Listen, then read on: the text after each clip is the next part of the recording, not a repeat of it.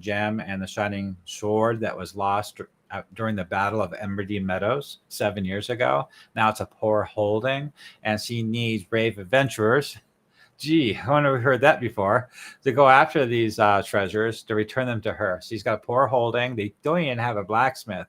And they're poor farmers, a breadbasket of Viscounty, of Verbobonc. And she's young. She's only like 21, 22 years old. And she's that's her right there. She's the most legible bachelorette in the kingdom. So it's possible to have a relationship with her if you're a brave adventurer that succeeds into saving the world or the kingdom. But anyway, you meet her for the first time, and then finally you get to see if you travel across the land. Do I have the maps going here? Here's the maps. So you start in City of Verbobonc, go to Penwick, go to Osbury Manor, go to Ancient, cross the Fens of Tor, and bring up the DM section. There we go. And there's the dungeon. So this is the Viscounty map. Every hex is 3 miles. Do I have my other map open? This is my other map. I like this map. This map, every hex is 1 mile. So City of Verbobonc, down Merchant's Way to Penwick, Osbury Manor, through this thorpe, small thorpe at the edge of the fens, across the fens, open up the DM only layer. Then they finally get to the dungeon. So that's number 12. So the first 11 is getting there. And so they finally get there. And this is the first level dungeon, first level adventure. And this is the first front page of the actual dungeon. And that's the map. I still got to reduce that map a little bit. But I put it up on my Patreon so you guys can download it and use it in your VCT. And it turns out really nice in VCT. Especially if you use the Fog of War. Hey, Damon. Actually, the most legible bachelorette is Mirabella Stefani. She has a higher rank and she has money. Yeah, I have her too. So let's take a look at her. Let's see, Mirabella. So when you want to find something on the website, there's a search field in the top right-hand corner. Did I spell that right?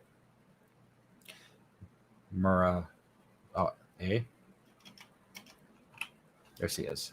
See all that stuff that pops up? Anything related to that name will pop up here. You can't right-click and open a new tab from the search field. I hate that. So that's my image of her. She's half-elf. You know, people have different opinion on what different NPCs look like. That's what I came up with. That's another picture I came up with. I actually like this one better because this depicts her personality and her love of the community and the people there. She's not afraid to get her hands dirty. You know, there's a movie about like that in the past where the noble lady is always working in the garden and it's all grubby and dirty. That kind of character. And that's her coat of arms. And, you know, every character in this entire project has an article like this. And there's also hyperlinks in every article going to other NPCs or organizations like the Gnarly Rangers or the half-elves. See, there's a whole article about the half-elves, about humans, different humans, the Suel and the Beclunas. House Stefani, she has that. The house itself is an organizational article. Everything you want to know about that house and all the relatives and the politics and their position in the Viscounty. And these locations that she's in charge of in Littleborough. You can go to Littleborough. If I click on Littleborough, it takes me there, and that's Littleborough. And it's a halfling village.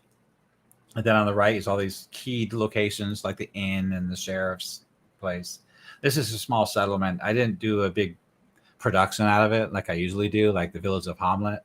But somebody needed this, and I whipped it up within a couple of days. There's a centaur tribe nearby. So it looks like Damien likes this one better. Yeah, 87% halflings and 30% human. Because there's a whole backstory of why the halflings are here. Everything I make is entwined with the core canonical lore, which is like the World of Greyhawk, any supplemental lore books that have come out since then, and Living Greyhawk 2. But and I don't change anything, but I expand upon it. I add more. And we got some experts that, are friends with 3 orcs. And I put this stuff across them all the time, like Damien. And he gives his 2 cents of, like the Euroflan and ancient history of Vecna and things like that. What happened in one common year, the history, the migrations of the Suel, things like that. So I got to make sure I get all that right. Everything has to be canonical correct. And then I expand upon it. That makes sense based on that information, not just something I made up just because I thought it was cool. I don't work that way. I want my stuff to make sense. So back to the front page of the dungeon. So this is the top level. So I might rename the 2 levels articles so they're easier to find. So this is the top level, level 1. And this is the main cover page of everything you'd expect in a module.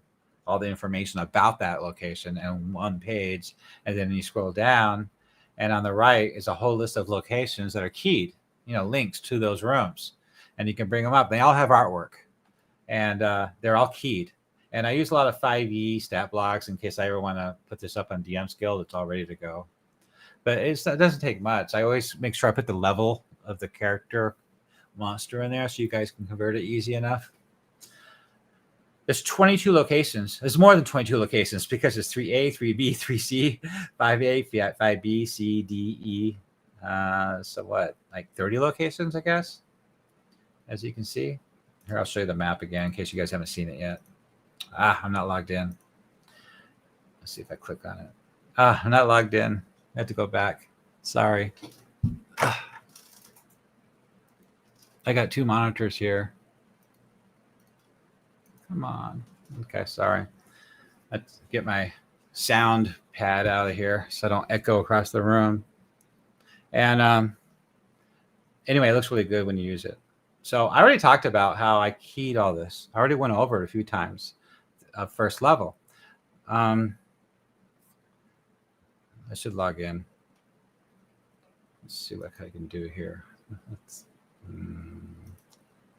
I got an idea. Let's do this. I'm going to log in over here. So that way you guys can't see me logging in. There we go. Okay, I'm logged in. Bring it back. Now I need to go down to, this is the DM. This is the writer's view. I can't see off screen, unfortunately. There we go. Okay. This is the front page of the Verbobonc Campaign Guide 576 Common Year for the project. It's a sandbox campaign for running the Temple of Elemental Evil as a sandbox campaign, an epic campaign, not just a module. Let's scroll down. Table of contents is on the left and the maps. So what I want to do is I want to refresh. If I refresh, I'm logged in. Okay, I'm logged in now. See if I can open the map. Because I want to show you the map real quick. Okay. Can you guys see that well? I know it's going to be hard. This is location 1. So you can see my cursor. See if I can zoom in a little bit more for you. Yeah. Okay, so that's the entrance, the mouth of Ouijas. So you got 3 pit traps that lead you down to the 2nd level. And I talked about this already last week, but I just want to remind you. So 7 is a pit trap. I haven't keyed this yet. It's all keyed. Level 1's done. I just need to add the tags to the map. That way you can click on these tabs and go to those articles. So you can navigate through the map. You don't have to use the table of contents to do it. There's 2 ways to get to anything. You can use the interactive map or you can use the articles. All right, so anyway, 7 will be clickable. It'll take you to that article that talks about that pit trap of where it lands you in the 2nd level. At the end of this corridor is another pit trap. At the end of this corridor, oh, you can't see. At the end of this corridor, before you get to the temple, is another pit trap of Ouijas. And then right here, number 6.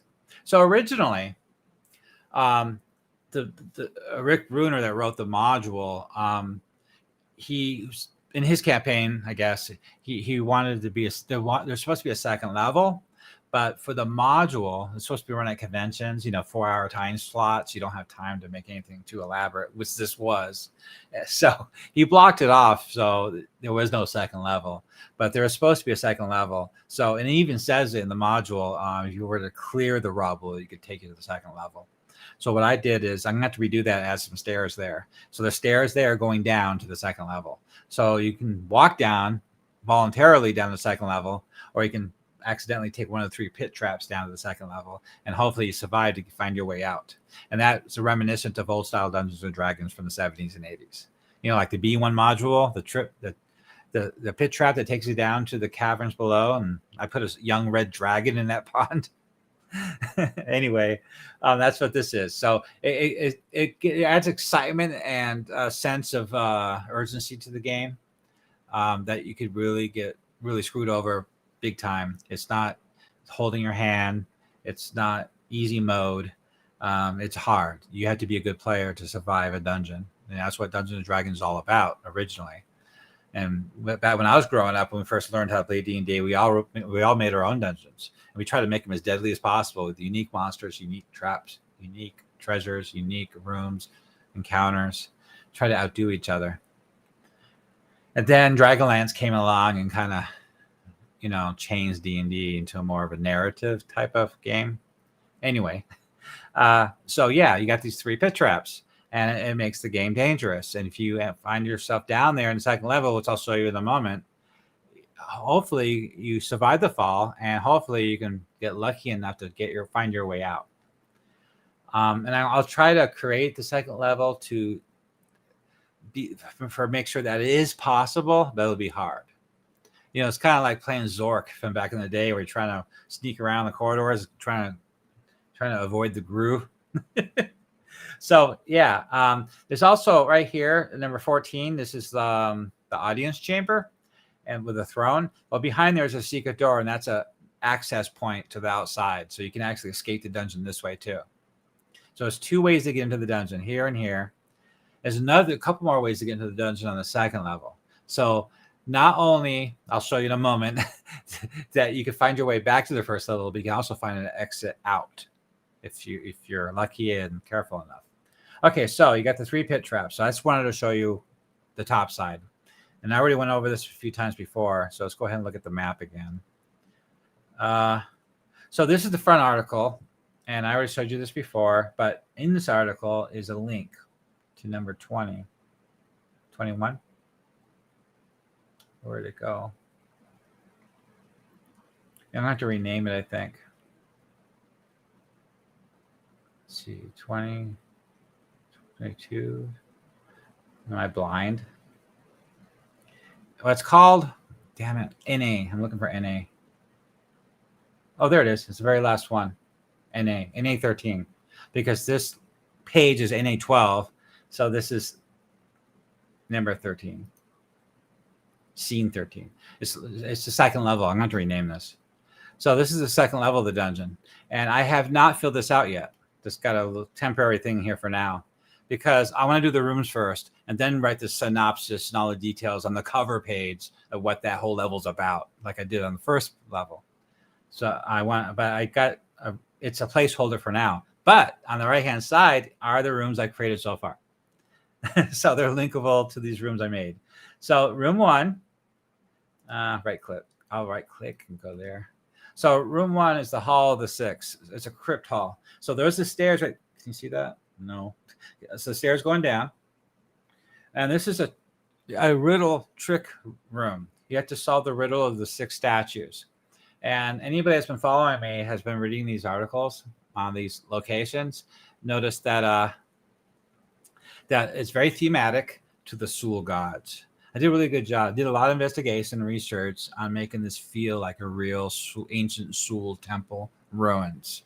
Like they worshipped all the Suel gods here, and every room is thematic for that. And I put a lot of effort into it. And some of you that's read this actually complimented me, saying, "Hey, you did a good job. You really did that well." It's hard to get the graphics, the mapping program to match. See, you got artwork, and then you got map. But this is the old map. Let me show you my map again. So this is the latest map. There we go. So I made it a little bit better. So those are the stairs going down. Those are the 6 riddle statues. Okay, if you're going to be a player, don't listen. But you can see the reflection of those statues in this pool of magical water. I called it something. What did I call it? So flavor text is always at the beginning, describing the whole room. And then I go into what it's all about. And I add a lot of 5e mechanics, like a religion check, DC 12, because the Dungeon Master Guild requires it. And I just kind of, it's easier for me to write this so I don't have to recreate the rule set later if I ever want to make a dungeon on DM's Guild. So the 6 outer statues, each god has its own link to take you to that article, as you can see. Everything you want to know about that god with artwork and holy symbols there. And so anyway, I labeled the statues A through F and how to use those statues. So basically, you got to turn the statue with a strength check, DC 12. And they click, audible clicks. And so this is how you do it. This is the instructions. And this is what happens if all 6 are correct. The liquid will glow ruby gold, a ruby color, a golden ruby. The door opens and it remains open for 1 hour. That door is on the north wall. This wall right here. It slides over, giving you access to this grand corridor. So that's one way. Okay, it's back to that. And if you get 1 or 2 of those statues wrong, the liquid browns and stills. And then all 6 statues are randomize their location. They'll just turn randomly. You get 3 or 4 wrong, the same thing happens as above, but heat and cold pulse. So anybody within 10 feet of the pole, DC check 13 for cons check, 1 die 6 fire damage, 1 die 6 necrotic damage, half damage on success. If you get 5 or more wrong, well, a blatant mockery of this rite, obviously, right? So an almond-scented gas exhales from the pin nozzles in the floor. You know, the players could probably see those pin nozzles if they look.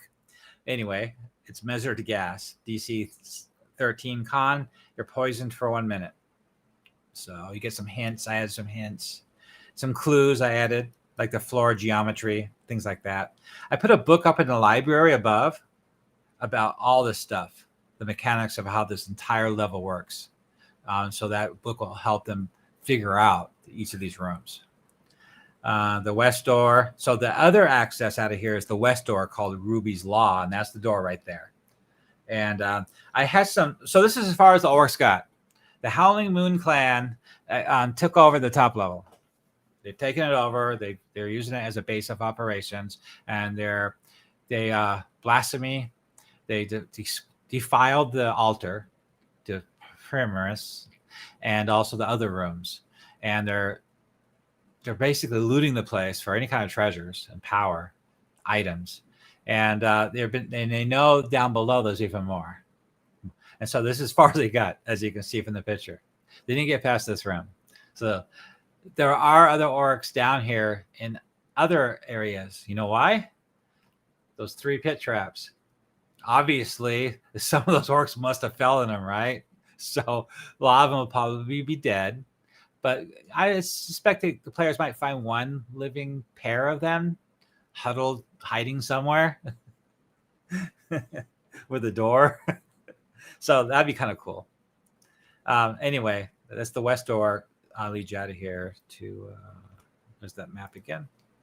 This way. Another trap corridor. Don't you guys love trap corridors?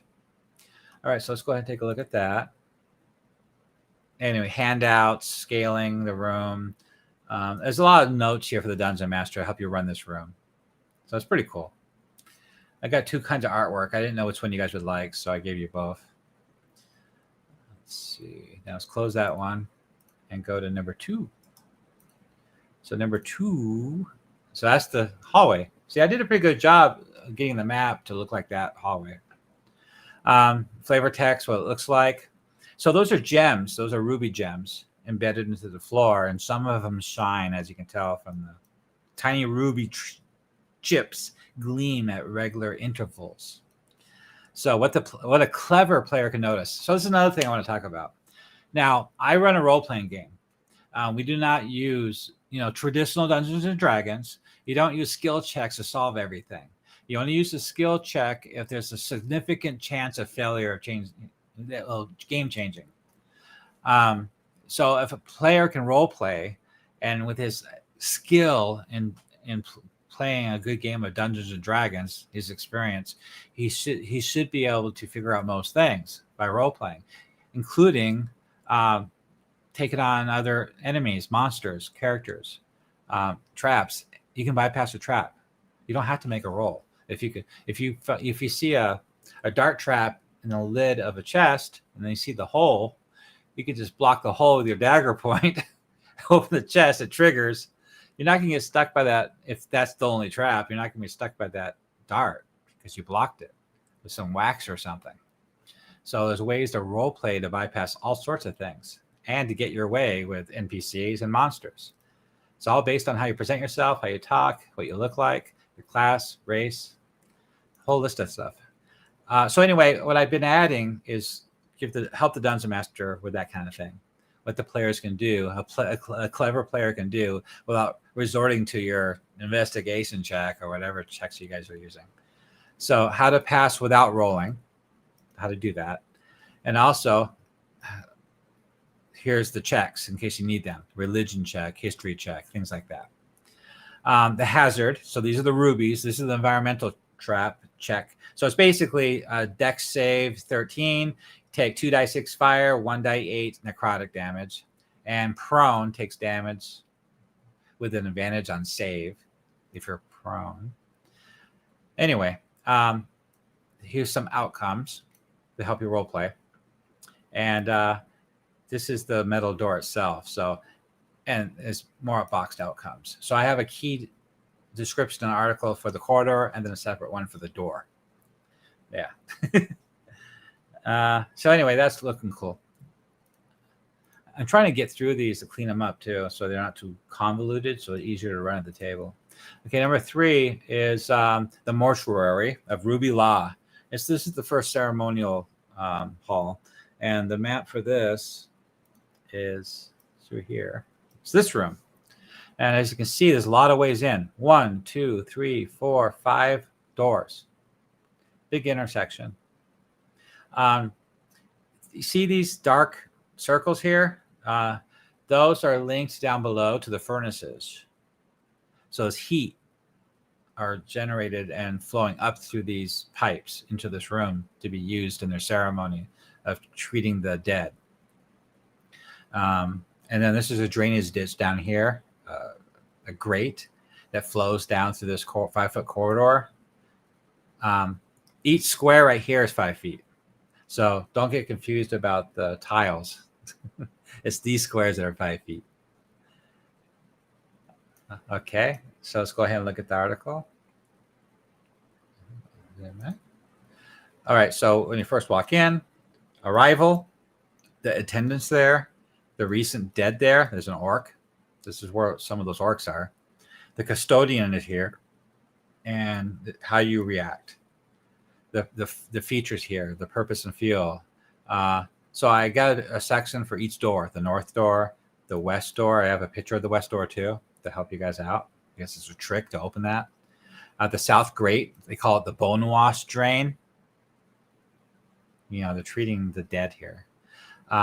There's also a lift, an elevator.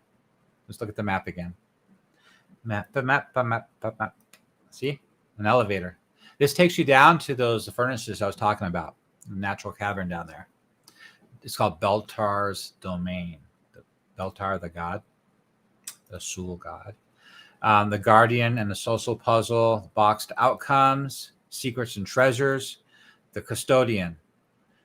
So if you have the Custodian talk to the players, these are some of the things. Got a lot of dialogue lines you can use to role play. Basically, in reaction to these statements here. Like if the player hesitates or claims other loyalties, I wrote it out in Suel. So you guys as dungeon masters will have to take Suel language classes to understand my dungeon. No, I I put the key here, the interpretation here, so you can actually role play with that. So anyway, on the right hand side is interesting something. So that's him. That's the custodian, and the other ones are his servants. And basically, the custodian is a Suel funeral warden, and he's a Suel priest of Ouijas, and he's pretty tough. So, like I said, the second level is a lot tougher. He's got a funeral staff. He's got a ruby brand. So he's got a lot of stuff going on here. His tactics, so he can help you run him in combat. He's got a sigil. So that's his sigil, the custodian sigil. So you'll see that throughout the dungeon. There's the well, the lift that takes you down below. I need to put a link here so it'll take you to that room. That's what I try to do. I put links everywhere. Okay, so that's that room. So this is a complicated room. This took me a while to make this room, to figure it out step by step. There's a lot of things, a lot of moving parts. Okay, now the processional corridor. Now this corridor here is on this map. It's going north.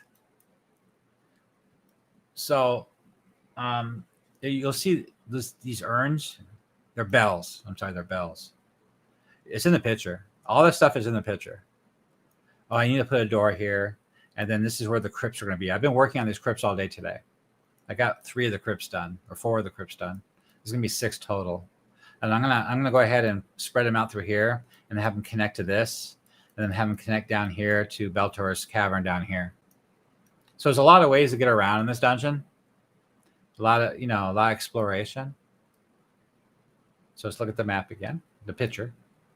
Wrong picture. See, this is the picture. Those are little alcoves, the bells in them, and there's little brass studs in the floor.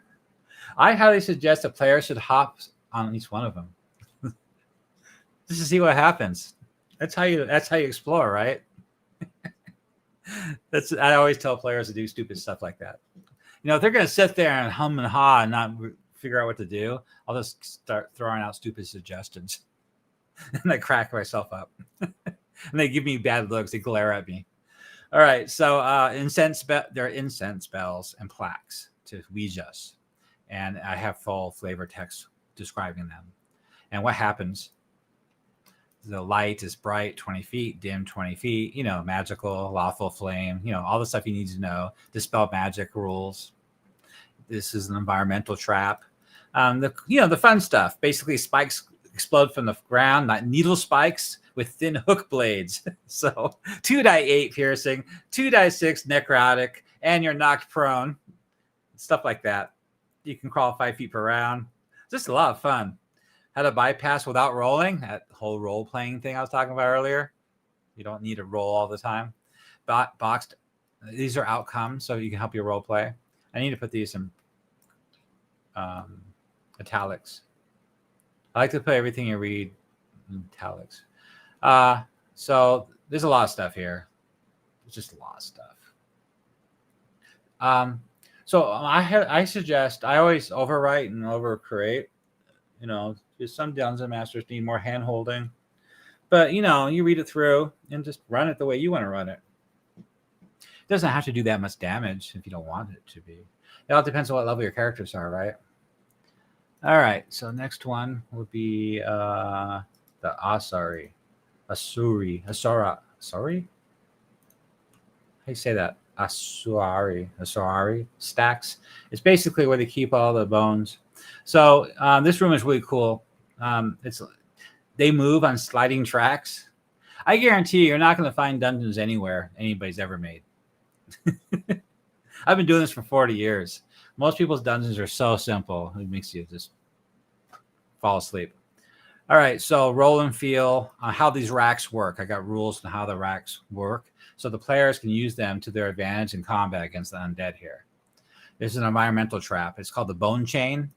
So you can force a rack to be locked, or it can be move all of a sudden and restrain somebody, a creature. There's an ambush here. So if you trigger the ambush, you got 4 zombies and 1 or 2 ruby ghouls. So ruby ghouls is something I came up with myself, and that's what they look like. And I have a couple other rooms with their stat blocks of a ruby ghoul and ruby zombies. The stat blocks for both. I got to make sure I put those stat blocks in all my articles. Looks like I didn't do it in this article. So right here, right below the picture, I need to put a stat block for the ruby ghouls, the attendants. There's a lot here going on. So if you look at the map, yes, look at the map. They're hiding. I like it when they're hiding. Isn't that fun? Here it is. It's this room. So this is an upper walkway with grates, and there's steps right here.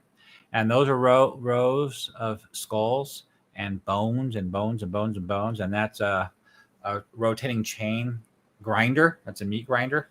See, the meat goes in here and grinds down the grate. And you put some blood more. I put some blood there already. It's kind of faint. Work tables. These aren't lit yet. Anyway, the 2 ghouls are up here lurking. So they'll hop down in the ambush. And the zombies are on the backs of these. So depending what the players do. It's possible that these undead will not react to the party, depending what the party does. You know, how they present themselves, what they're doing. And my articles describe that. You know, how to do that. You know, the chanting and the slow walking, the 6 count, stuff like that. So they might assume that the players are they're supposed to be here, that they're Suel priests, until they prove otherwise. Anyway, you just have to read those articles to figure it out. Okay, then we got Balter's Pit. So Balter's Pit, I'll show you the map. That's down here. So I did a pretty good job matching this map to the picture. I had some trouble. There's some limitations to the map making program. This is about best I could do for that picture. So basically, the Balter Tainted Shaft. That shaft leads down to those furnaces I was talking about before. That chain does too. Full flavor text about this place. It's an environmental hazard here too. So if there's combat going on, these teeth could be an effect. The breath from below could be an effect. The plates ringing it will tilt and dump players into the shaft. You know, they tilt up like this. That's a lot of fun. I grab onto the teeth so I don't fall. The right of quelling. How to pacify this maw. No roll required. So there is a way to do it. Undead triggers. So this is what happened. This is when the undead are triggered. What if the players do any of this stuff? So 3 zombies hang on short chains over the dark, wax dotted, and ready to be hauled up. So they're hanging from chains in the pit, actually, and they're waiting to be hauled up. So if any winch is yanked hard without the right, if someone falls or cries out, 1 zombie is winched up at the end of that round, as if something below hauled the chain. So something down below hauled the chain.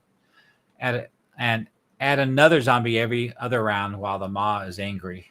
So, and there's also 2 ruby ghouls lurking in the wall recesses. Like I said before, you can change any of this that you want, but I thought that was a good idea. Smart moves, players with no role playing. And what you can find here are the treasure and stuff, and boxed outcomes. And physical layout at a glance. So that's that one. It's a pretty cool looking room. It's definitely unique. Let's see. Azuri. Thank you, Damon. Azuri. All right. So next one, the Antechapel of the Ruby Montrose. Open. So this one's cool.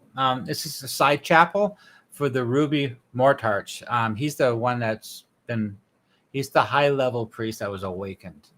And he's the one that's running this level of the dungeon. So the other character that you saw earlier in the other room, he's not the leader. He's just in charge of that area. The custodian, he's not the leader. He's just in charge of that mortuary in those side rooms. This guy, he's in charge, and this is one of his side chapels. So I'll show you the map first. So that room is right here. So it's all connected. So there's the altar, book, and the benches and stuff. And I got to put doors here. I haven't put a door here yet. And at least to this room. This room is keyed too. I haven't showed you that yet. So basically, full description of what it looks like. There's an oath here. So if you lender's measure, Ruby's law, Jaskar's stone, Paramus flame, and Solius pass. So if you can figure that out, that riddle, that'll help you here. There's a hazard here, and the occupants here. So the Ruby Verger could be here. The Morcharts, his sign, the Codex will say this if you read it. And there's secrets and treasures here and stuff like that. So the layout and at a glance. So let me show you who he is. Is he keyed here? No, he's not. So I have to add his link here too. I haven't done that yet, but we'll get there. He's probably here. Yeah, that's him right there. So in the main article, this main article for level 2, at the bottom is all the NPCs that have articles are linked here, and that's him, Baldrus. So let's go ahead and take a look at him real quick. Okay, so that's him. This is the final boss. You're gonna find him at the very top of the map in that main temple area, and that side chapel. He could be there randomly. He visits there to, talk to the custodians and do his rites. So he's just recently woken, and he's taken over this level, and he's basically building his undead army. And his plans, it all spells it out here. His ancient history, how he woke up.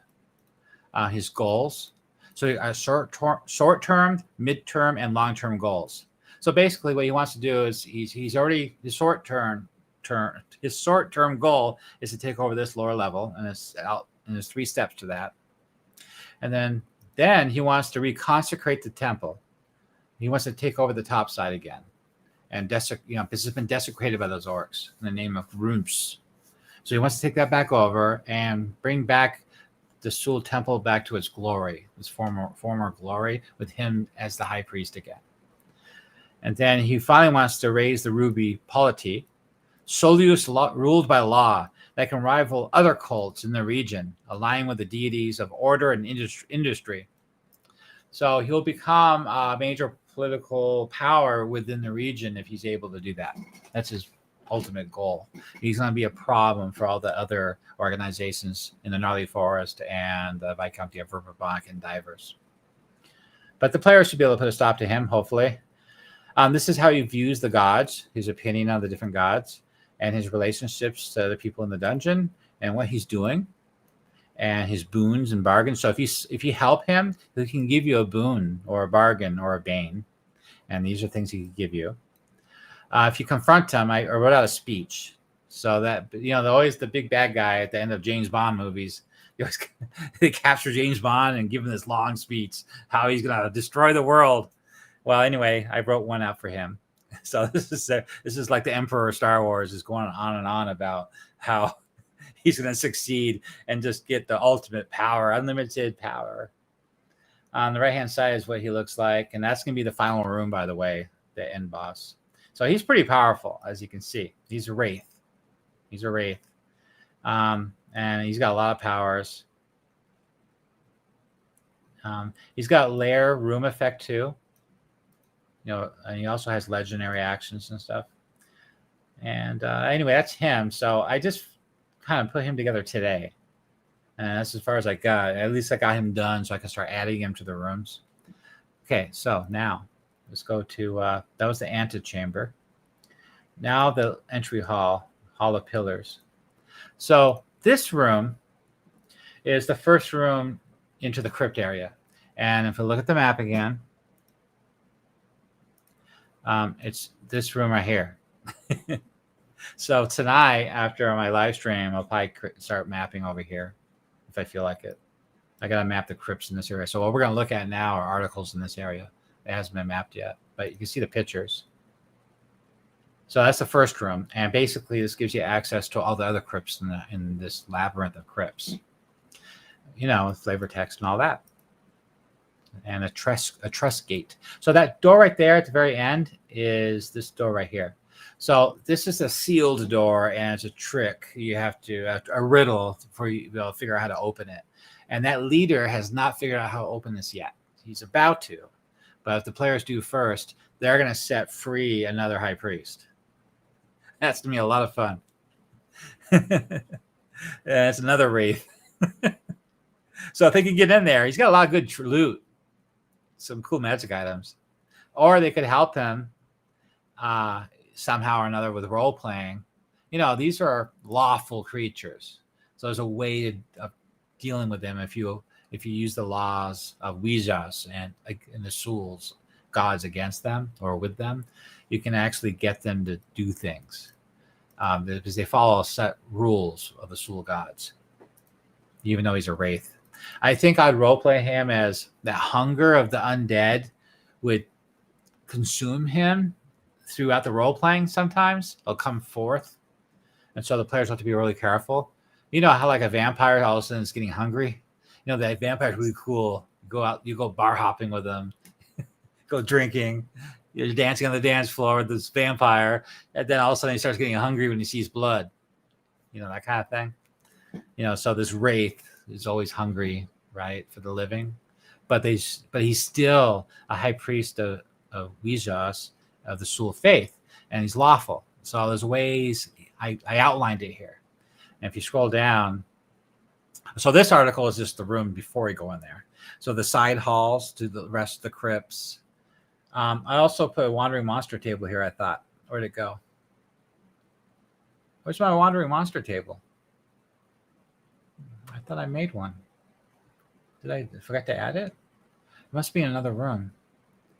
So I made a wandering monster table or something. Well, let's go back to room 1 again, see if I put it there. I don't think it's in here. Where's my wandering monster? No. Okay, it's not in this room. Anyway, it's a really cool wandering monster table. I swear I put it in there. Where else would I put it? Probably in the hallway. Yeah, the processional corridor. I put it there. No. Anyway, I have to go through these articles again to clean them up and find stuff that's missing and add it. One of these articles has really good. I got to make sure the random encounter tables are where they should be, but it's a pretty good one. And a lot of those random encounters are the roaming ruby ghouls and the ruby zombies. It could also be that guy, or it could be the custodian, or it could be giant rats, or it could be those lost 2 orcs. It could be anybody. Yeah, I have a big list of 20 things that could happen. It's not all monsters. So anyway, so there's a riddle how to open that gate to get into that room. So, okay. The next one is, okay, you see how that's number 11? Oh, I see. That's entry. It's L2. Oh, you can't read that, huh?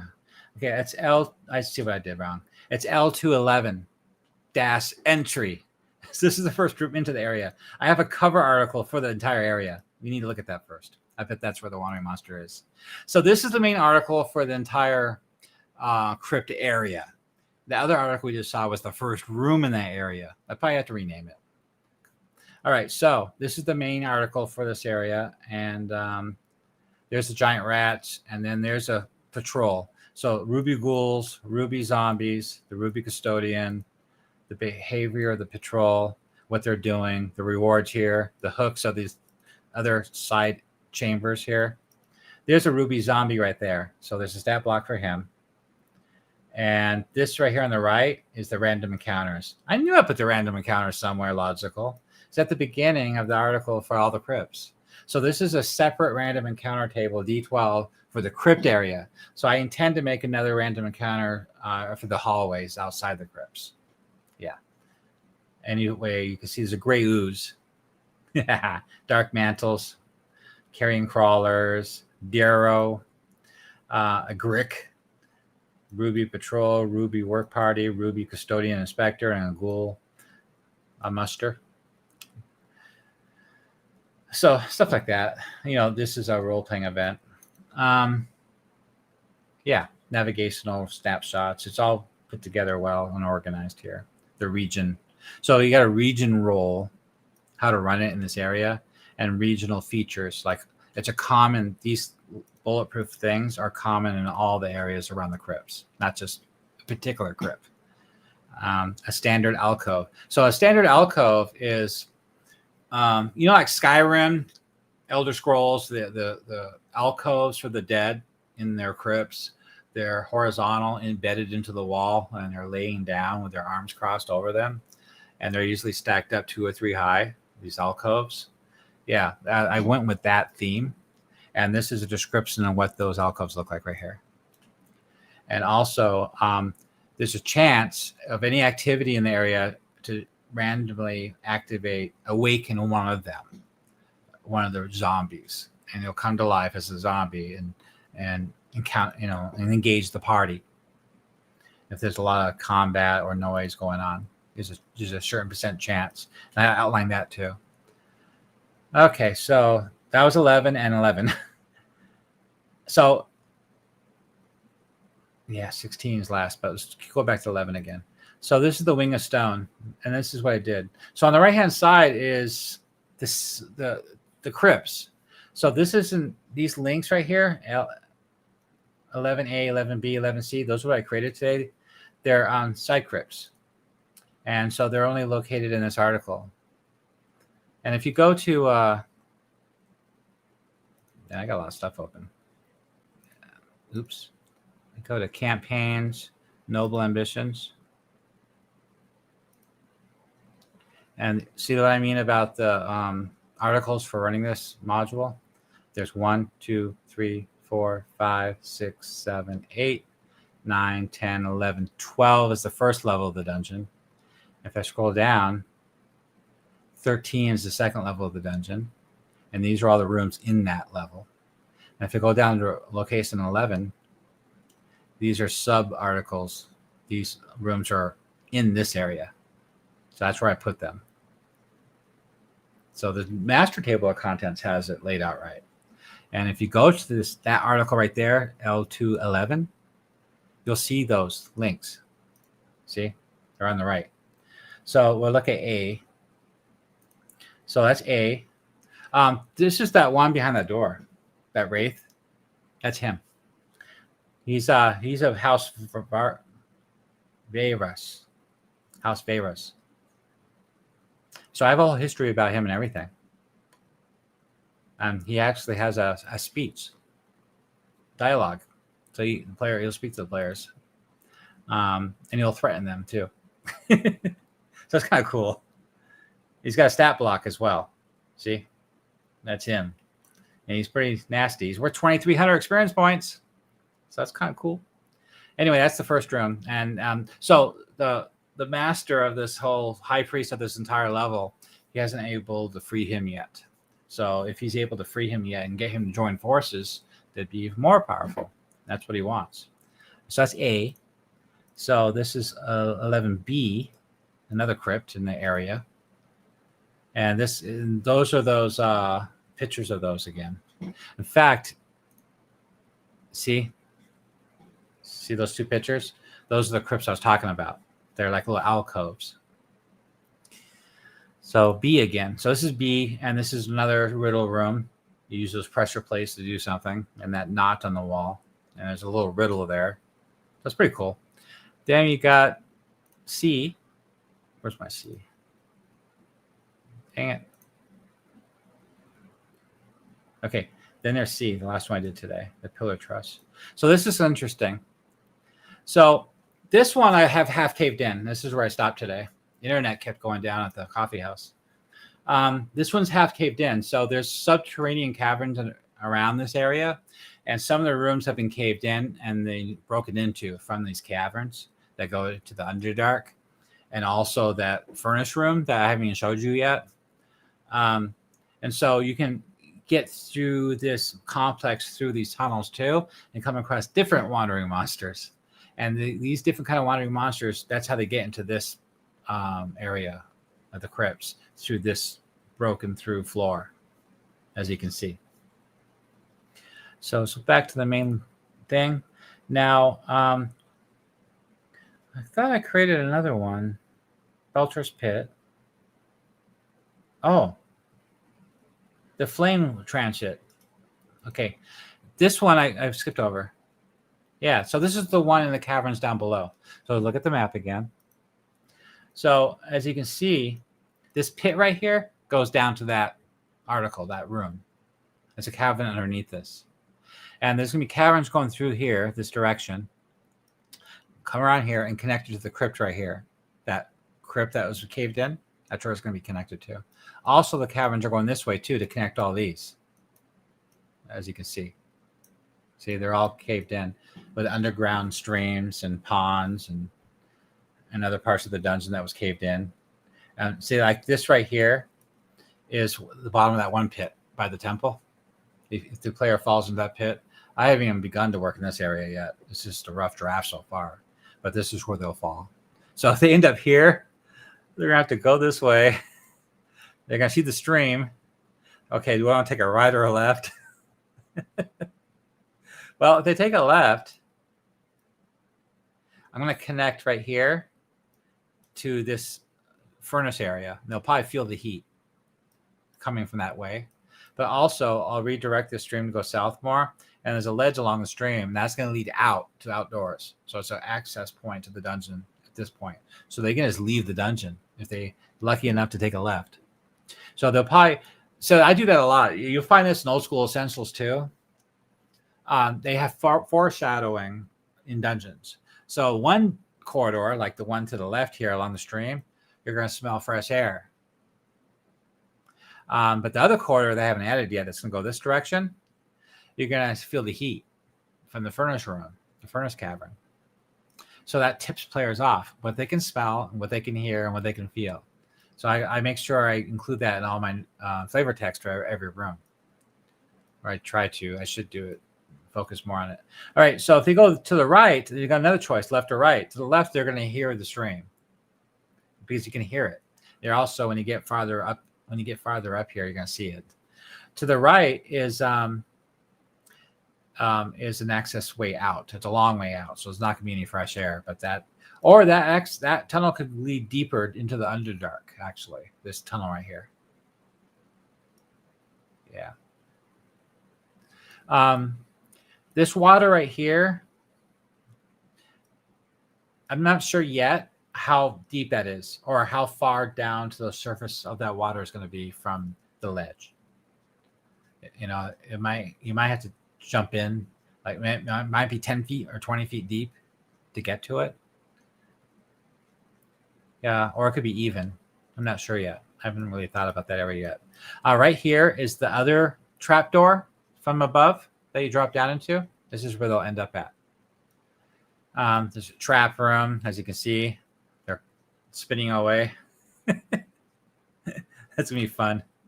And up here is the Master Temple, the final boss encounter.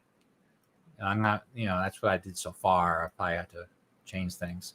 I like this trap. I made this trap. I had it in another room, and then I was messing around with these rooms, so I moved it up here for now until I can use it later. But that's a porticus, and those are spinning blades. I'm not sure where to put them yet, but I think those are fun. So yeah, that's as far as I got. All right, so that's what I worked on all week. Well, let's see if you guys are paying attention. So if you have any questions about this project, you're welcome to ask here in the Three Orcs YouTube channel, and I can answer them for you. If you guys have any questions about this module or this dungeon, or why I even made it for the Temple of Elemental Evil campaign. Like I said before, my players are first level when they start this campaign in the city of Verbobonc, and this is the first dungeon they go to. Oh, so when they first come to this dungeon, I do not expect them to go down here and do anything with it. The only reason they would ever be down here is if they accidentally went down here or they're just plain stupid. They came down these steps and decided to go down there and get greedy. Anybody that's been playing any kind of D&D over the years would know the further you go down in a level, the more dangerous the dungeon is. The farther you go into the dungeon, the more dangerous the dungeon is. Anybody should know that. This is not 5e dungeon where everything's fair. It's old school, traditional Dungeons and Dragons. So the deeper it's a standard thing where the deeper you go, the tougher things get. Also, nothing's ever balanced. It's expected for you to avoid some things. Oh, so anyway, the first time they come here for the module, they're expected. I talked about this last week. They're expected to go to the dungeon. I got a lot of stuff open. Close that. Close that. Close that. That guy's gonna be a lot of fun. I like him. Close that. Temple of the Skull. Yeah. So they go to location 1, and there's a riddle. I talked about this last week. You know, the riddle they follow, the prophecy the madman gave them. The riddle tells them go 1, 2, 3, 4, 5, 6, 7. No, 1, 2, 3, 4, 5, 6, 7. Yeah, 7 doors to the right. And you take a right turn. Then you go 1, 2, 3. Bam, you're there. And then in Area 21 is where all those treasures hidden. And you go in there. So this is whole orc tribe here with a really powerful werewolf orc chieftain. You're not expected to engage him and wipe out all his forces of 100 orcs here. No, these are barracks. 5A, 5B, 5E, 5D, 4. Even 3A through 3C are raiding. They're not there at the time, but they're out raiding. So you're not, as first level characters, you're not supposed to go through this whole thing and clear it out. No, you're out here on a mission, and you got a prophecy to follow. And if you can recover these jewels for Osberry and give them back to her and help her kingdom, her barony, yeah, you're gonna get rewarded for your story award or your quest experience points. So Damon asked, I love the sub-level. I'm curious. You shouldn't be curious. That's not a good thing. As to your idea concerning why it's all ritual religious in nature rather than possessing any further storerooms or extensive quarters for the Suel. Well, the reason I thought that is this is not my idea is this is not a Suel fortress, a stronghold. This is the title is Suel Temple. So this is a temple complex. And it's all based on crypts and altars and throne and worship rooms, temples, chapels, and the priests that do all that and what they do in their activities and prayers and rituals, which is a lot of undead-based activities, right? And the prayers in honor to those gods. The top side has all these rooms, these kitchens, these storerooms. 9 is a storeroom. Or 8 is. 8's a storeroom, 9's a kitchen and storeroom. These rooms down here are storerooms, and that's a kitchen. 5B's is a kitchen. And that's a barracks in the middle. These are all priest rooms, and that's a library. 16. 15 is where the high priest would stay. That's his bedroom. That's the audience room where they judge, deciding on order and law and things like that. And 18 is another high-level priest room, and this whole entire complex is for the clergy. This top level, and the bottom level is really based more for the crypts and crypt activities. That's why, and the caverns I added to all that. Let's see my picture again. The caverns are just extra. You know, these caverns did not break into these complexes when they first built this place. It just happened over time. This place is old. And so some of these caverns have broken through, caved in. These rooms have caved in and gave way to access to these caverns that the original Suel probably didn't know exist. Or when they did build a particular room, like this one right here, they probably did find it when they were building out, and they stopped because they found a natural cavern. And then they decided to build something down here for some reason, which I haven't come to a conclusion yet, but I'll figure it out. See what I mean? Does that make sense to you? Yeah, this is no fortress. It's no castle. All right, Sarge, what do you got to say? So first level has barracks. In my imagining, that's where the fortifications also blocked passage and ruins. You're right. So let's take a look again. Okay. These are arrow oil slits. Basically, you pour oil through these holes, and that floods this room with oil, and then you light it on fire, and the oil pours out, and floods this corridor to destroy any invading army. 2B is an arrow slit room to pepper any enemies reaching the temple into with arrows to stop them. These porticuses too are traps, so that way they can trap them with the portico, let them into this kill zone, and from both sides they can just utterly destroy any invading raiding company or band. So these are barracks, these are guard rooms. That's what's designed for. This is a defensible temple in the mouth of Weezus in the Gnarley Forest. And these are barracks. Well, actually, these rooms were originally only 5E and 5D were barracks originally when they first built this place. These other rooms have different purposes. Does that explain it? So, what I'm saying isn't canon. It's not 100%. I'm just telling you the truth. I'm telling you my opinion based on the evidence of I've seen. And I've been working on this for over 7 years now, running it. I created this map. And I talked to Rick Bruner.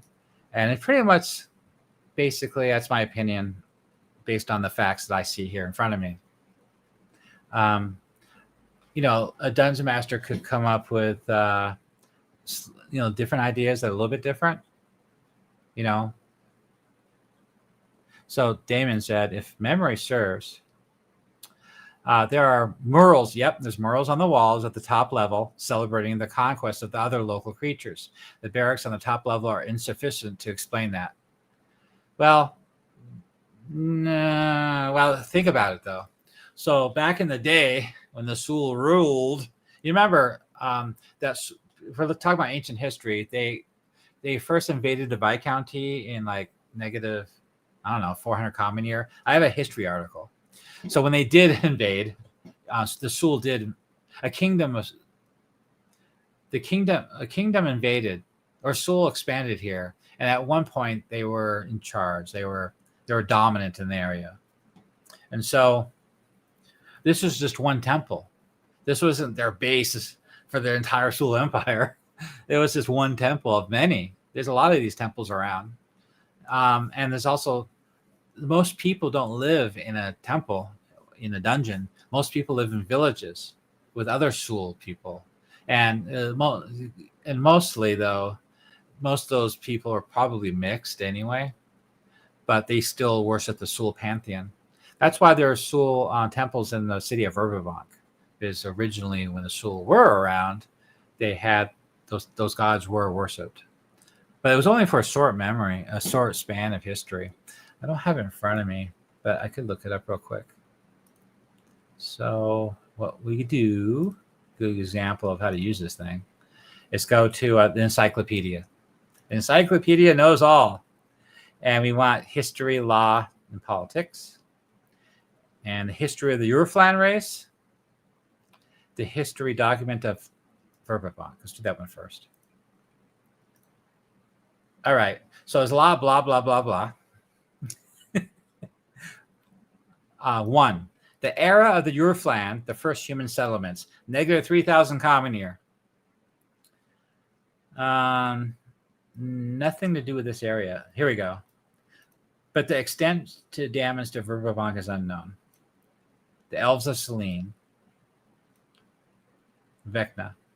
The twin cataclysms. Okay, that's era 2, negative 440 to negative 100. And at that time, let's do a control F.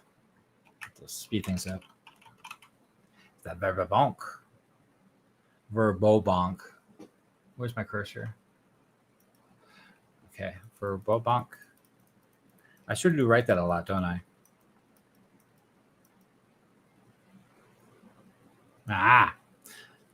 Interesting. Okay, the cataclysms, the Iridian migrations. So, after the twin cataclysms, refugees, Falls Gap, Suel.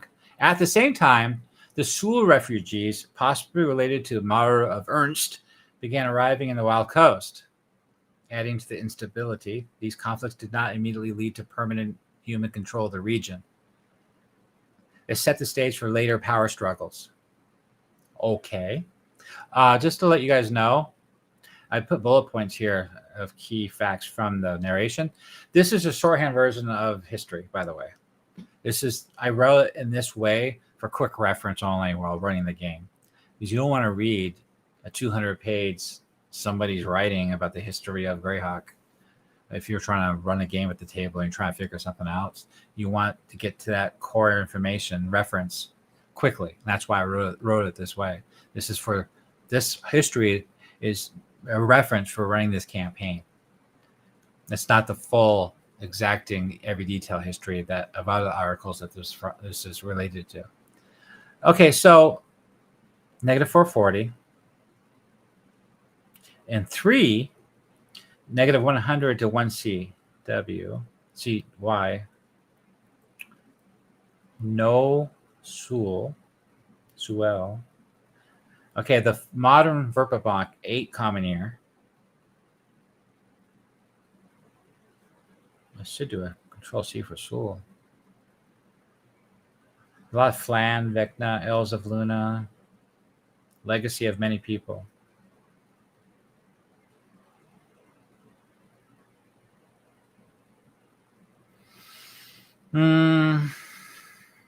Yeah. I kind of remember this now. So Suel didn't have a strong presence in the Viscounty area. And I was talking to Sam Weiss. He was saying that with the Vecna thing and Suel, they were more prominent in the Knife Dive region. And it's a stretch that maybe the furthest outpost of Suel would be at that location, the Suel Dungeon, the temple in the Gnarley Forest. All right. So Sarge said, yep, I'm going with further ruins that are buried. Perhaps a full archaeological dig that will uncover them. That's fun. So Damon said, well, wherever the Suel went after the migrations, they either conquered or were moved on by local strongholds. Verbobonc was later. Well, the history does state that they did move into the Wild Coast, which is close to the Gnarly Forest. So what Sam Weiss was saying that the extended outpost reaches of their activities could go as far as the middle of the Gnarly Forest, like this ruined right here. He also said that the Suel would have built here because they were pushed away from the heartlands of the future Viscounty. Well, in my write-up of the history, I didn't really focus on Suel, obviously. So I don't have any evidence of the Suel being a dominant force in the Viscounty area specifically. The only mention is that they were a dominant force in the Wild Coast for a while. So let's do another Control F just in case. When I wrote this, I didn't really pay too much attention to that. They were competing for land in the Wild Coast region. Yeah, that's all I got. Okay, well, let's take a look at Suel then. See what I got there. Suel.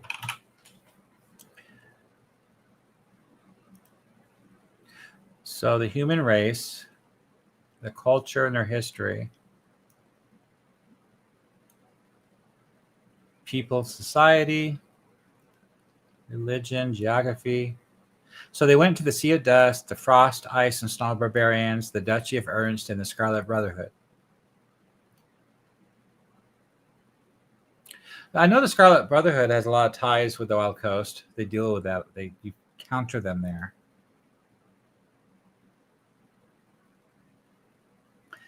Yeah, Scarlet Brotherhood. I thought so. There really isn't a lot of information about the Suel in the Viscounty area. There just isn't. If there's a tidbit somewhere, I just don't remember where it's at. See, when I first started running this campaign, I thought this Ancient Suel Temple was south, like in Wilkwood. I really did. That's where I thought it was. And then I came across this module, and I go, oh, they put it here? Okay. I guess it's here. I'm not going to question the Prime Living Greyhawk module from the Viscounty. It's module number 1. It's their core main module for the entire campaign. It's the first one. Noble Ambitions. Kicks it all off. Well, so Damon said, well, what's going on? Oh, wherever the Suel went after the migrations, they either conquered or moved by local strongholds. Then he said the Suel has built would have built here because they are pushed away from the Heartlands. Yes. The Sards, I like these priests. They've been sealed up here for centuries. Yeah, that is really cool about them. I like that a lot. So I've been running with that.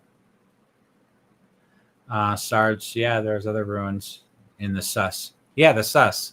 That's where originally I thought the Suel Temple was located, in the Sus Forest, when I first started running this. Damon said, to my thinking, they would have built here with an eye towards establishment and conquest. It didn't work out, and so they kept on going. So that's what Sam Weiss was saying, that this would be an extended, far-reaching location of the Suel Temple. Is in no way in the Heartlands or the middle of their area of domination. That this is a far-reaching placement of the Suel Temple. And it looks like they were trying to expand. And it looks like it was put down in, well, where were we? 1 common year? Is that what we're talking about here? Shoot.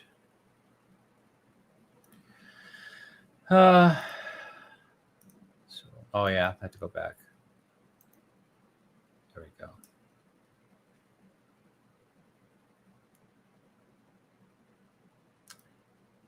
The thing is the Valondi, Oridans, and the Rise, they came in. Remember the big invasion that they had? Yeah, see? They arrived to reclaim lands from the humanoid hordes in -100 to 1 common year. I have a whole... Well, let's look at the history of the Viscounty. Let's do that. Okay, so that's the historic tapestry of Verbobonc.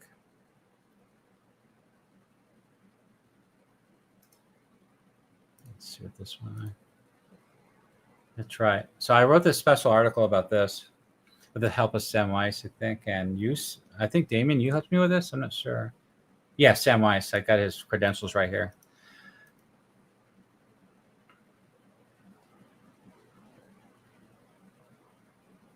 I wrote this article for the Pacific region because there's the Lost Lizard King,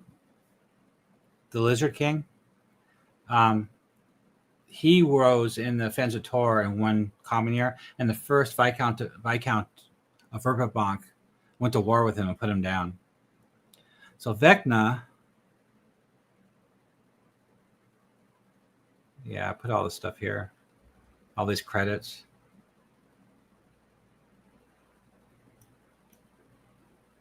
I don't think anything here is going to help us. I'll just check in and see if there's any information about the Suel. But I don't see anything here that's going to explain anything.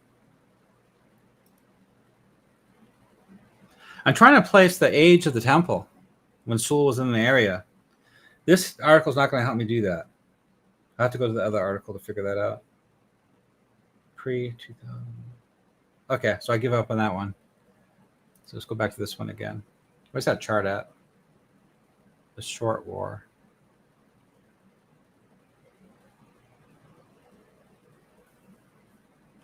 The Long War. Okay, that's him right there. Viscount Ramsey.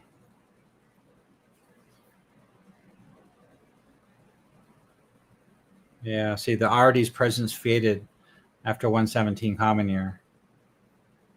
Because before that, the era of political change. So I'm thinking, I don't know when the temple would be built. But I think it might be built before this invasion of the Ardy. I really do. And that was in 117 Common Year. I think that Suel Temple must have been way before this, because in 8 Common Year, New Verbobonc was constructed. That was the old name for the city of Verbobonc. It used to be called Verbobonc. That's when it used to be an elven city. See that formation of modern Verbobonc? Before that was the rise of the Gnome and Elf Alliance. So, wow, up to 1 Common Year, this was a Gnome and Elf city. The city of Verbobonc was Verbobonc. Interesting. I remember now. Yeah, the Suel's in the Wild Coast. That's the only thing I got for them right here. Okay. All right, so let's see what you guys figured out. I wish this wasn't so small. Okay, so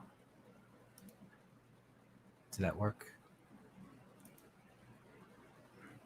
To my thinking, they would have built here with an eye towards establishment of conquest. We talked about that. Sarge says Suel didn't rule this far north, just some interesting ruins. Well, friends, Damon said, if memory serves, Dungeon Magazine number 13, the ruins of Naldair, that is the Sus Temple, I think. I didn't know about that one. Okay. So you're saying 700 to 800 years ago. So negative 300 Common Year. All right, negative 300 Common Year was here.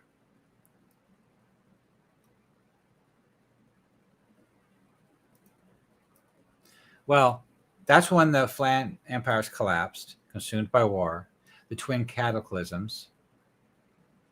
So you're talking, I think the Suel was only here during the first initial migration.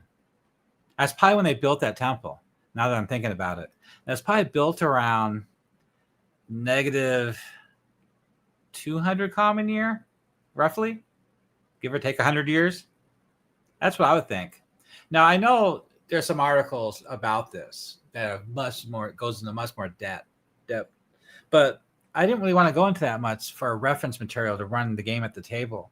I just want enough information here for a dungeon master to use when he's role playing, just some bare facts, not go into a deep dive of stuff like this. And if this stuff is important, like obviously this is important, what we're talking about, I need to do the research for the dungeon master, make sure I put it in the pages, make sure I put it in the dungeon and the module. Like when this place was built, how old is it? That's kind of important to know what year it's built in. So you said negative 300 Common Year. Before the establishment of Shar, the Scarlet Brotherhood. Yeah, I don't have the history of the Scarlet Brotherhood here. I think I do, actually. Let's do that. Oh, yeah. Powerful organizations. S. And I'm pretty sure I added them, but I might not have. I think I did. We'll do a search. I think I had to add it for Nob. No, I don't think I did. Yeah, I didn't create an article for Scarlet Neighbor Brotherhood because I used that core information for a character, the pirate, the pirate from the Wild Coast. He actually a member of the Scarlet Brotherhood. I put that lore in that character article, but I didn't write a separate article for Scarlet Brotherhood. Okay. Okay, so Damon said, the whole Suel racial superiority thing is heavily implied in the murals, precursed by the Scarlet Brotherhood. Okay, yeah, let's talk about that real quick. So you're talking about the temple. You're talking about 5A and 5B. So can I go back? Yeah, it's right there. The parent to location. So go 5A and 5B. So there's 5A. There we go. See, I put the murals in the artwork. Basically, what did I write? Did I describe it enough? I don't know if I did.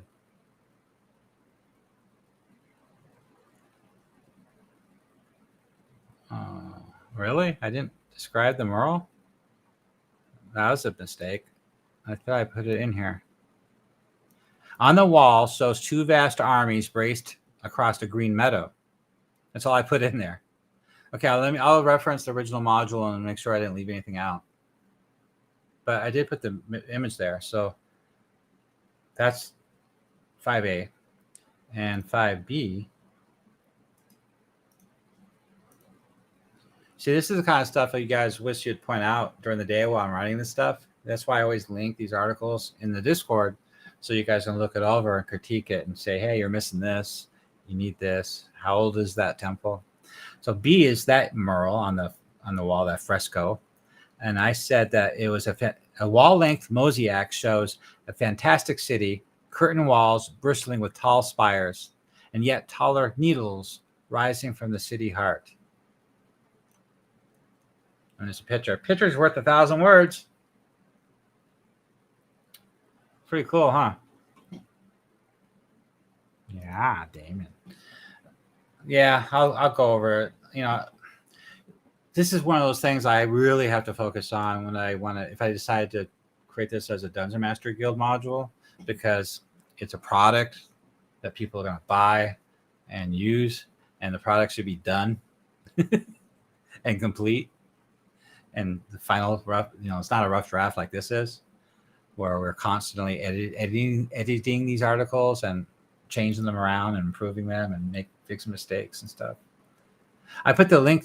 That's right. Today, there's a dwarf-sized chainmail in this room, and I put the link to the character who it belongs to in this article. I just thought of that today, and I edited it. Actually, I caught that. Kind of cool. I'm trying to catch stuff like that all the time. I'm always missing something. I still haven't fixed the name of the Thorpe at the ends of Fens of Tor, Ashan. I misspelled it. I need to do that. I need to find what you're talking about and fix the naming. I misspelled it. I've been so focused on the second level to trying to get it done that I haven't got around to that yet. Okay. Wow. Hour and a half talking here. That's why I need you guys on here so I can just hear you guys talk too.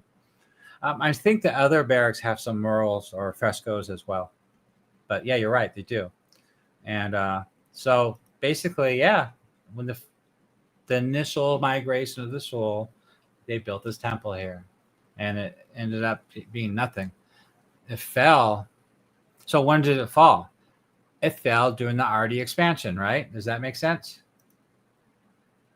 Where am I? That's the history of the flan. Here we go. So we're talking negative 300 common year, you said? Yeah, 300. So right here. So it looks like the Erodane. So there's a lot of temples for them in Verbobonc. They pretty much dominated the scene when they migrated and they took over. So they must have been the cause of the putting down that Suel Temple back then, right? All right. That's a great idea, Damon. So maybe next week we could brainstorm the Suel presence in the antiquity of the Viscounty. Yeah, that has to be something to be looked into. I think that's pretty cool. I think it'd be important. But first look over at what we're talking about right now seems to me. Well, actually, look at this. So when did they invade? So their first presence. Oh, I see. They invaded here. Negative 100 common year. Yeah. Right there. That's when they formed alliances with the gnomes and elves. The formation of modern Verbobonc. Yeah, it must have happened right there. So it looks like they built that temple must have been there for a while. If you're talking about negative 300 common year, and the Volandi Luridins alliance was the negative 100 common year. So that must have been there a couple hundred years, that temple. So for a couple hundred years, I should tie that into the Lizard King, the Great Lizard King. That's has a tomb in the Fens of Tor, the one that's guarded by that black dragon. I should tie him to that. Tie him to this temple. It's about the same timeline, because the first Viscount of Verbobonc killed that great lizard king, put him down, and entombed him in that tome in the Fens of Torah. So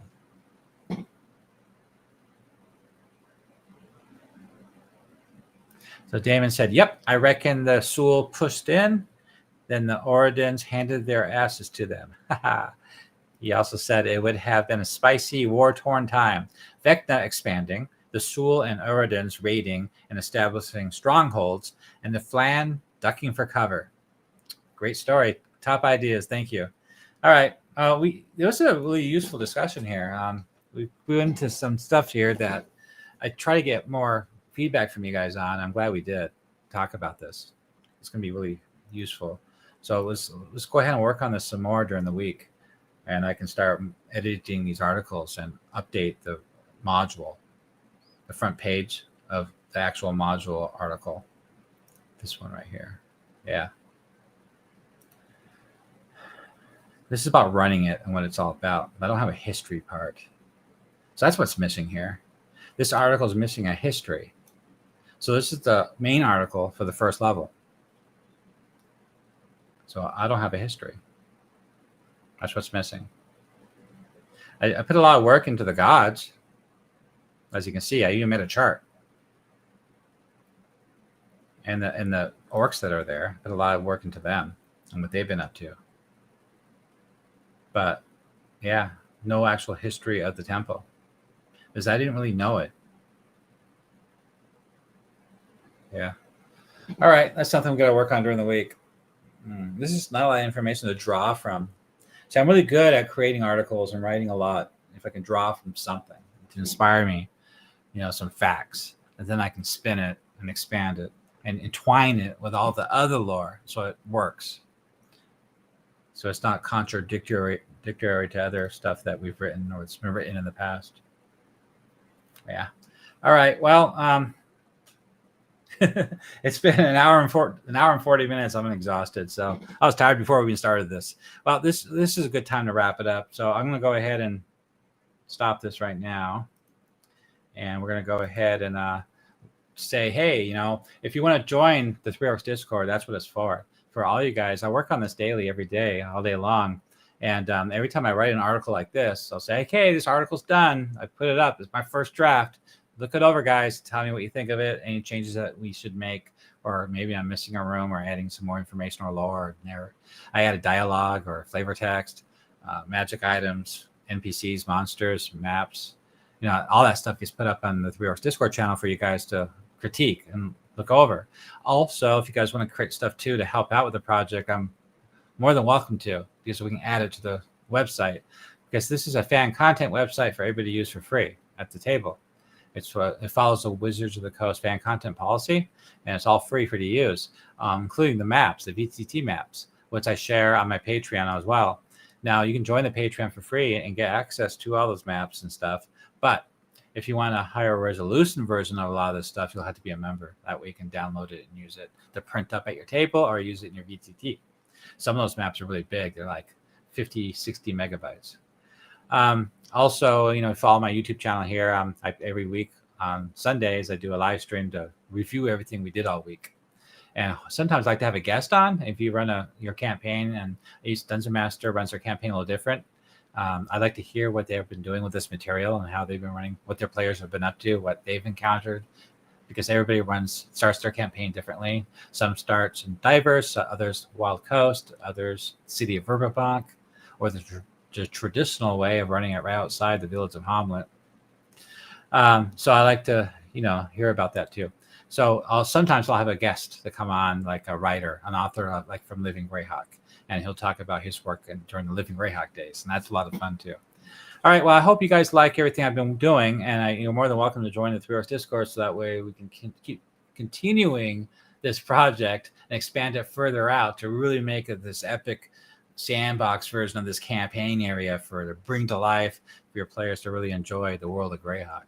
Well, thank you guys. I'll see you guys next week, and I hope your players enjoy your campaigns as much as mine have. Thank you very much, and you guys have a good night.